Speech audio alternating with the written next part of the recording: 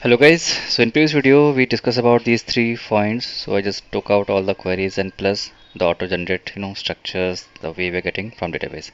So first thing is we have to reduce this line of code from tester file, like saving 4 times. So at least for primary table, that is in our case it's user table, so that's fine, but I don't think we need to save product as well if you knows cascading, right? So remove this whole things from here and get rid of all the tables so we can generate tables again.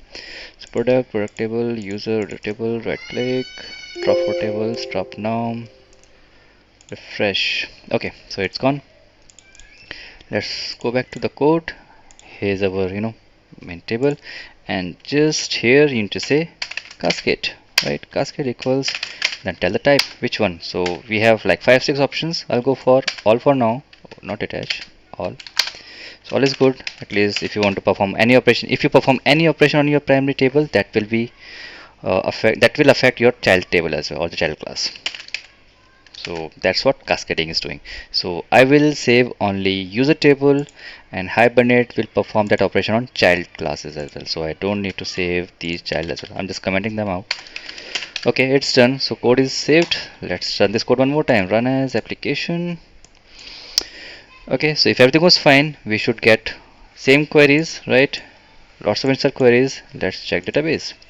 So refresh, or at least we are not getting any exception or error on that table, sorry, console of Eclipse. So there's user table, there is product table, third table product user, and fourth table user table product table. So yeah, everything's fine. That means cascading is working.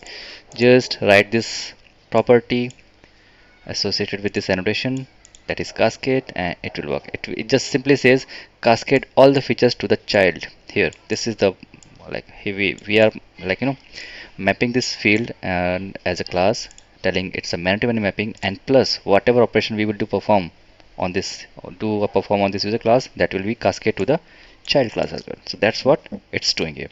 So that's it for the cascading. In next video we'll figure out or pick the next issue with the many which we have performed, and later we will write a better code. So thanks for watching this video guys. Let's meet in next video. Bye bye.